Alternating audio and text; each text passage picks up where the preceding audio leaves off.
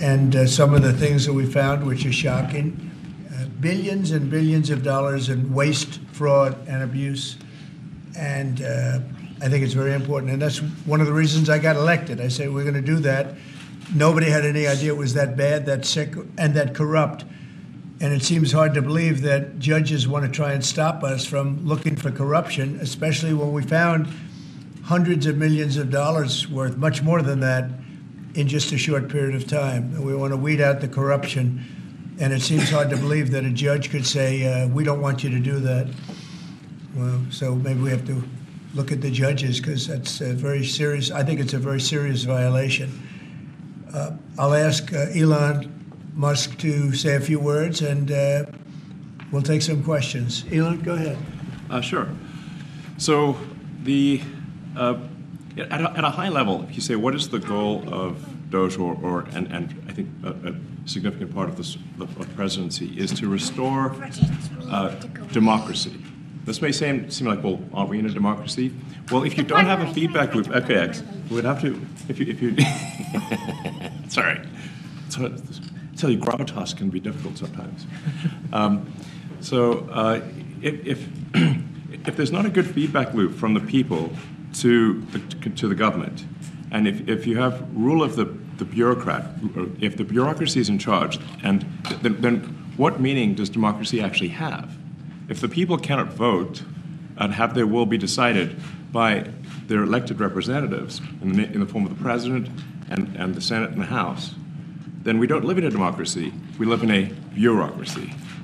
So it's incredibly important that we close that feedback loop, we fix that feedback loop, and that the public's elected representatives, the president, the House, and the Senate, decide what happens, as opposed to a large, unelected bureaucracy. This is not to say that there are good people who are in the federal bureaucracy, but you can't have an autonomous federal bureaucracy. You have to have one that is responsive to the people. That's the whole point of a democracy. And if you looked at if you looked at the founders today and said, what do you think of the way things have turned out? Well, we have this unelected, fourth unconstitutional branch of government, which is the bureaucracy, which has, in a lot of ways, currently more power than any elected representative. And this is not something that people want, and it does not match the will of the people. So it's just something we've got to fix. And we've also got to address the deficit. So we've got a $2 trillion deficit, and if we don't do something about this deficit, the country's going bankrupt. I mean, it's really astounding that the interest payments alone on the national debt exceed the Defense Department budget, which is shocking, because we spend a lot of money on defense. And if that just keeps going, we're essentially going to bankrupt the country. So what I really want to say is, like, it's not optional for us to reduce the federal expenses. It's essential. It's essential for America to remain solvent as a country, and it's essential for America to have the resources necessary to provide things to its citizens and not simply be servicing vast amounts of debt. And also, could you mention some of the things that your team has found, some of the crazy numbers, including the woman that walked away with about $30 million, right, et cetera? Well, we do find it sort of rather odd that there are quite a few people in the bureaucracy who have ostensibly a salary of a few $100,000, but somehow manage to accrue tens of millions of dollars in net worth while they are in that position, which is, what happened at USAID. We're just curious as to where it came from. Maybe they're very good at investing, in which case we should take their investment advice, perhaps. But there seems to be mysteriously they get wealthy. We don't know why. Where does it come from? And I think the reality is that they're getting wealthy at taxpayer expense. That's the honest truth of it. So, we're looking at, if you look at, say, Treasury, for example, basic controls that should be in place, that are in place in any company, such as making sure that any given payment has a payment categorization code, that there is a comment field that describes the payment, and that if a payment is on the do not pay list, that you don't actually pay it. None of those things are true currently. So the reason that departments can't pass audits is because the payments don't have a categorization code. It's like just a massive number of blank checks just flying out the building. So you can't reconcile blank checks. You've got comment fields that are also blank, so you don't know why the payment was made. And then we've got this truly absurd, a do not pay list, which can take up to a year for an organization to get on a do not pay list. And this, we're talking about terrorist organizations, we're talking about known fraudsters, known aspects of waste, known things that do not match any congressional appropriation, can take up to a year to get on the list, and even once on the list is not used. It's mind-blowing. So what we're talking about here, we're really just talking about adding common sense controls that should be present, that haven't been present. So you say, like, well, how could such a thing arise? That seems crazy. When you understand that really everything is geared towards complaint minimization, so then you understand the motivations. So if people receive money, they don't complain, obviously. But if people don't receive money, they do complain. And the fraudsters complain the loudest and the fastest. So then when you understand that, then it makes sense. Oh, that's why everything they approve all the payments at Treasury. Because if you approve all the payments, you don't get complaints. But now we're saying that, no, actually, we are going to complain. If money is spent badly, if your taxpayer dollars are not spent in a sensible and frugal manner, then that's not okay. Your tax dollars need to be spent wisely on things that matter to the people. I mean, these things, it's just common sense. It's not draconian or radical, I think. It's really just saying, let's look at each of these expenditures and say, is this actually in the best interest of the people? And if it is, it's approved. If it's not, we should think about it. So, there's crazy things like just cursory examination of Social Security, and we've got people in there that are 150 years old. Now, do you know anyone who's 150? I don't. Okay. They should be on the Guinness Book of World Records. They're missing out. That's a case where, I think they're probably dead. It's my guess. Or they should be very famous, one of the two. And then there's a whole bunch of Social Security payments where there's no identifying information. Well, why is there no identifying information? Obviously, we want to make sure that people who deserve to receive Social Security do receive it, and that they receive it quickly and accurately. I'll tell you another crazy thing. So, one of the things is we are trying to sort of right-size the federal bureaucracy, just make sure that this. Obviously, there need to be a lot of people working for the federal government, but not as many as currently. So we're saying, if people can retire, with full benefits and everything, that would be good. They can retire, get their retirement payments, everything. And then we were told, this is actually, I think, a great anecdote, because we were told, no, the most number of people that could retire possibly in a month is 10,000. We're like, well, why is that? Well, because all the retirement paperwork is manual on paper. It's manually calculated, then written down on a piece of paper. Then it goes down a mine. And I'm like, what do you mean a mine? Like, yeah, there's a limestone mine where we store all the retirement paperwork. And you look at a picture of this mine. We'll post some pictures afterwards. And this mine looks like something out of the 50s because it was started in 1955. So it looks like it's like a time warp. And then the speed, the limiting factor is the speed at which the mine shaft elevator can move determines how many people can retire from the federal government. And the elevator breaks down sometimes, and then nobody can retire. Doesn't that sound crazy? There's like 1,000 people that work on this.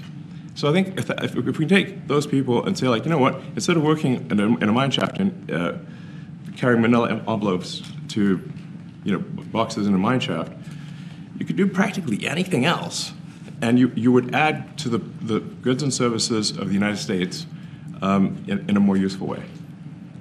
So anyway, so I think that's an example. At a high level, if you say how do we increase prosperity, is we get people to shift from roles that are low to negative productivity to high productivity roles.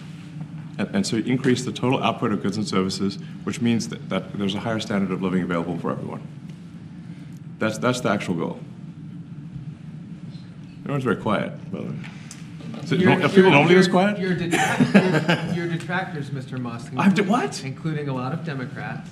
I have detractors? You do, sir. I don't believe it. Say that you're orchestrating a hostile takeover of government and doing it in a non-transparent way. What's your response to that criticism? Well, first of all, you couldn't ask for a stronger mandate from the public. The public voted. We have a majority of the public voting for President Trump. We won the House. We won the Senate. The people voted for major government reform. There should be no doubt about that. That was on the campaign. The president spoke about that at every rally. The people voted for major government reform, and that's what the people are going to get. They're going to get what they voted for. And a lot of times, people that don't get what they voted for, but in this presidency, they are going to get what they voted for. And that's what democracy is all about. Mr. Musk, the White House says that you will identify and excuse yourself from any conflicts of interest that you may have. Does that mean that you are, in effect, policing yourself? What are the checks and balances that are in place to ensure that there is accountability and transparency? Well, we actually are trying to be as transparent as possible. In fact, we post our actions to the Doge handle on X and to the Doge website. So all of our actions are maximally transparent. In fact, I don't think there's been, I don't know of a case where an organization has been more transparent than the Doge organization. So, the kind of things we're doing are, I think, very, very simple and basic. They're not, what I mentioned, for example, about Treasury, just making sure that payments that go out, taxpayer money that goes out, is categorized correctly, that the payment is explained, that organizations on the Do Not Pay list, which takes a lot to get there, that actually are not paid, which currently they are paid. These are not individual judgment decisions. These are about simply having sensible checks and balances in the system itself to ensure that taxpayer money is spent well. So it's got nothing to do with, like, say, a contract for some company of mine at all. But if there is a conflict of interest when it comes to you yourself, for instance, you've received billions of dollars in federal contracts when it comes to the Pentagon, for instance, which the president, I know, has directed you to look into. Yeah. Are you policing yourself in that? Is there any sort of accountability check and balance in place that would provide any transparency for the American people? Well, all of our actions are fully public. So if you see anything, you say, like, wait a second, hey, Elon, that seems like maybe that's, there's a conflict there. It's not like people are going to be shy about saying that. They'll say it immediately. Including you yourself. Yes. But transparency is what builds trust, not simply somebody asserting trust. So not somebody saying they're trustworthy, but transparency, so you can see everything that's going on. And then you can see, am I doing something that benefits one of my companies or not? It's totally obvious. And if we thought that, we would not let him do that segment or look in that area. If we thought there was a lack of transparency or a conflict of interest. And we watched that also. He's a big businessman. He's a successful guy. That's why we want him doing this. We don't want an unsuccessful guy doing this. Now, one thing also that Elon hasn't really mentioned are the groups of people that are getting some of these payments. They're ridiculous. And we're talking about billions of dollars that we've already found. We found fraud and abuse. I would say those two words as opposed to the third word that I usually use. But in this case, fraud, it's abusive because most of these things are virtually made up, or certainly money shouldn't be sent to them. And you know what I'm talking about. It's crazy. So, but we're talking about tens of billions of dollars that we've already found. And now a judge who's an activist judge wants to try and stop us from doing this. Why? Why would they want to do that? I campaigned on this. I campaigned on the fact that I said government is corrupt. And it is very corrupt. It's very, very, it's also foolish. As an example, a man has a contract for 3 months and the contract ends, but they keep paying him for the next 20 years, because nobody ends a contract. You get a lot of that. You have a contract that's a 3-month contract. Now, normally, if you're in a small, in all fairness, it's the size of this thing is so big. Yeah. But if you have a contract and you're in a regular business, you end the contract in 3 months. It's a consultant. Here's a contract for 3 months, but it goes on for 20 years. And the guy doesn't say that he got money for 20 years, you know? They don't say it. They just keep getting checks month after month. And you have various things like that, and even much worse than that, actually, much worse. And I guess you call that incompetence, maybe. Yeah. It could be corruption. It could be a deals made on both sides, you know, where the guy gets some money, he kicks. I think there's a lot of kickback here. I see a lot of kickback here. There's a lot of kickbacks. A tremendous kickback, because nobody could be so stupid to give out some of these contracts, Yes. so he has to get a kickback. So that's what I got elected for, that and borders and military and a lot of things, but this is a big part of it.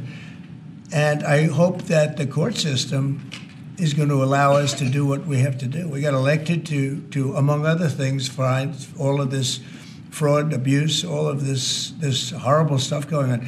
And we've already found billions of dollars, not like a little bit, billions, many billions of dollars. And when you get down to it, it's going to be probably close to $1 trillion. It could be close to $1 trillion that we're going to find. That will have quite an impact on the budget. And you'll go to a judge where they handpick a judge, and he has certain leanings. I'm not knocking anybody for that, but he has certain leanings.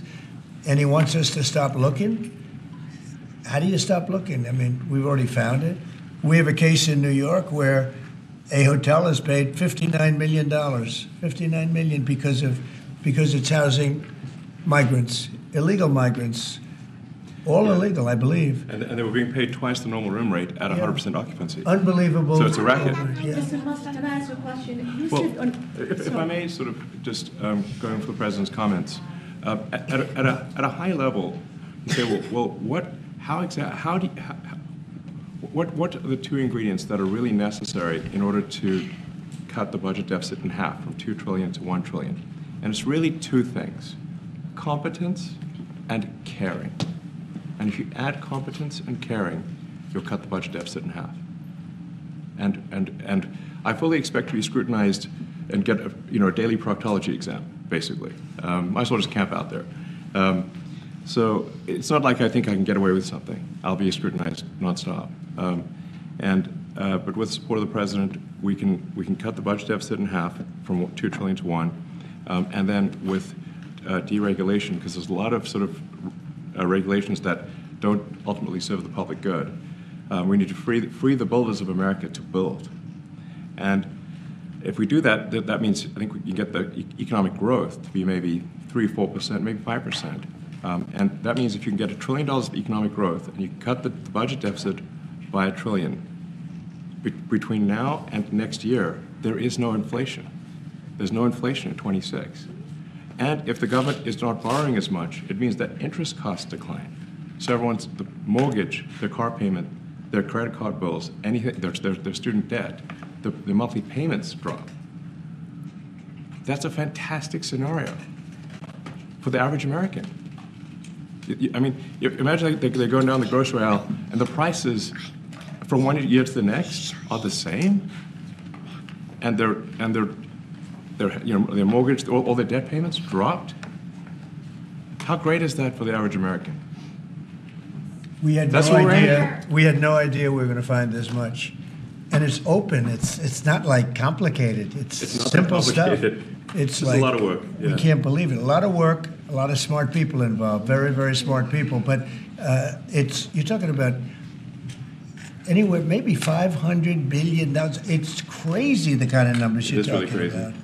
You know, normally when you're looking at something, you'll find you're looking for 1 out of 100.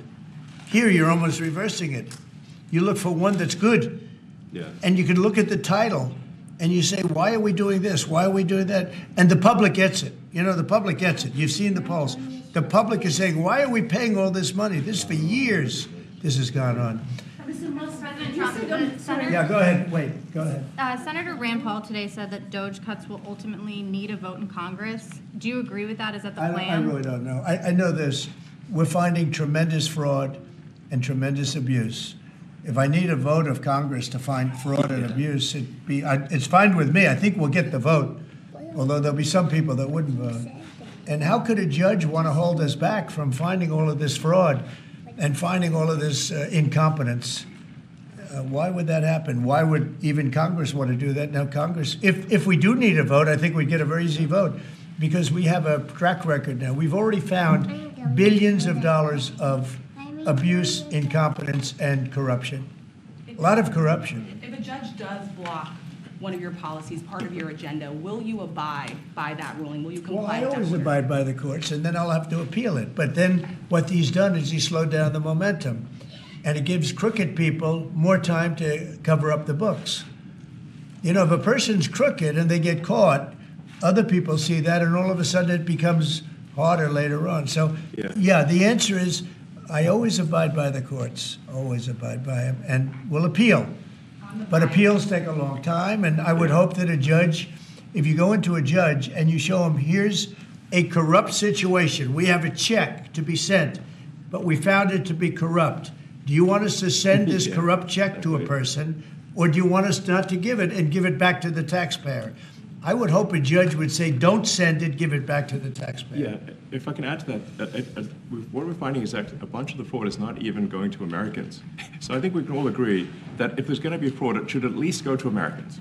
But a bunch of the fraud rings that are operating in the United States and taking advantage of the federal government, especially in the entitlements programs, are actually foreign fraud rings. They're operating in other countries and actually exporting money to other countries. We should stop that. Mr. Musk, And this is big numbers. Talk about $100 to $200 billion a year. Sure.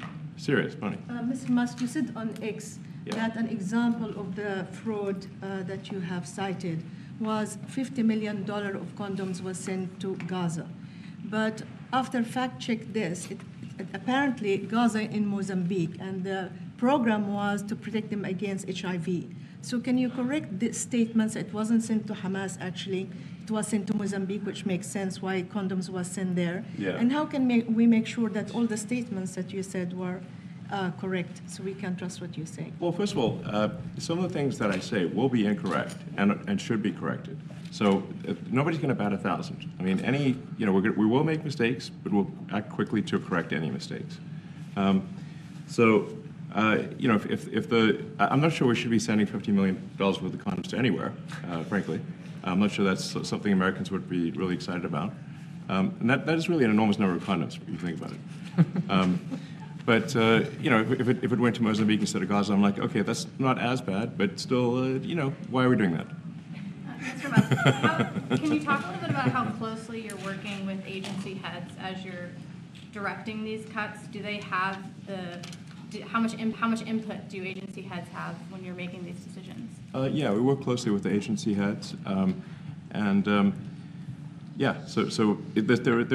are sort of checks in place. So it's not just us just going in and doing things willy-nilly. It's in partnership with the agency heads, and I check frequently with the president to make sure that this is what the president wants to have happen. So we talk almost every day, and I double check things to make sure, is this something, Mr. President, you want us to do this? Then we'll do it. USAID has been one of your main targets. Are you concerned at all that some of the cuts or that shutting that agency altogether may lead to diseases or other bigger problems starting in other countries that then come to the United States? Yeah, so that's an interesting example. So that's something where we work closely with the State Department and Secretary Rubio. And we have, for example, turned on funding for Ebola prevention and for HIV prevention. You left that, you said? Yes, correct. And we are moving fast, so we will make mistakes, but we'll also fix the mistakes very quickly. So, do you see it as a worthy cause, USAID? I think that there are some worthy things, but overall, if you say what is the bang for the buck, I would say it was not very good. And there was far too much of what USAID was doing was influencing elections in ways that I think were dubious and do not stand the light of day. I can just ask a follow-up to the Pentagon contracts. If you have received billions of dollars in contracts from the Pentagon, and the president's directing you to look into the Department of Defense, is that a conflict of interest? Are going to do at the president's request. Does that present a conflict of interest for you? No, because you'd have to look at the individual contract and say, first of all, I'm not the one, filing the contract. It's people at SpaceX or someone who will be putting for the contract. And I'd like to say, if you see any contract where where it was awarded to SpaceX and it wasn't by far the best value for money for the taxpayer, let me know, because every one of them was. The president said the other day that you might look at treasuries. Could you explain that a little bit? What kind of fraud, and that question goes to both of you, what kind of fraud are you expecting to see or do you see right now in U.S. treasuries? Yeah, I think you mean the Treasury Department as opposed to Treasury bills, or. You also referenced treasuries on Air Force One the other night. Go ahead. Well, as I mentioned earlier, really the first order of business is to make sure we're actually collecting. Sorry for this. I thought my son might enjoy this, but he's sticking his fingers in my ears and stuff. So it's a bit hard to hear sometimes. Hey, stop that. No, the stuff we're doing with Treasury Department is so basic that you can't believe it doesn't exist already. So for example, like I mentioned, just making sure that when a payment goes out, it has to have a payment categorization code. It's like, what type of payment is this? You can't just leave the field blank. Currently, many payments, the field is left blank. And you have to describe what's the payment for, some basic rationalization. That also is left blank. So this is why, the Pentagon, when's the last time the Pentagon passed an audit? I mean, a decade ago, maybe? Ever? Really? And we want to, just in order to actually pass audits, you have to have financial information that allows you to trace the payments. And once in a while, the Treasury has to pause payments if it thinks the payment is going to a fraudulent organization. If a company or an organization is on a do not pay list, we should not pay it. I'm sure you would agree. Like, if it's quite hard to get on that payment, the do not pay list, it means that this is someone that is like dead people, terrorists, known fraudsters, that kind of thing. We should not pay them. But currently we do, which is crazy. We should stop that. Many transactions. And by the way, hundreds, thousands of transactions like that. We have a big team. And for the sake of the country, I hope that the person that's in charge and the other people that report to me that are in charge are allowed to do the right thing, namely make sure everything's honest, legitimate, and competent. But we're looking at just, when you look at USAID, that's one. We're going to look at the military. We're going to look at education. They're much bigger areas. But the USAID is really corrupt. I'll tell you, it's corrupt. It's incompetent, and it's really corrupt. And I can't imagine a judge saying, well, it may be corrupt, but you don't have the right. You got elected to look over the country and to, as we say, make America great again, but you don't have the right to go and look and see whether or not things are right that they're paying or that things are honest that they're paying. And nobody can even believe this. Other people, law professors, they've been saying, how can you take that person's right away? You're supposed to be running the country, but we're not allowed to look at who they're paying it to and what they're paying. We have massive amounts of fraud that we caught.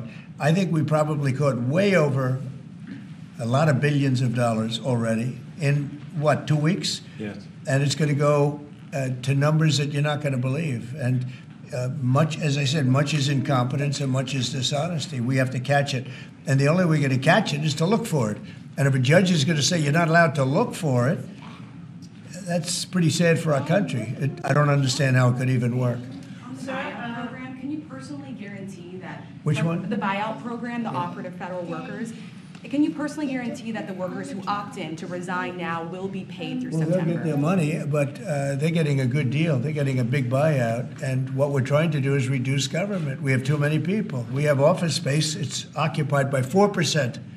Nobody's showing up to work because they were told not to.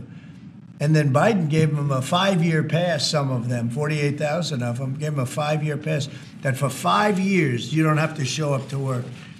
And let me tell you, this is largely, much of this stuff is because of Biden. It's his fault. He allowed this country, what he did on our border. What he did on our border is almost not as bad as what he did with all of these contracts that have come out.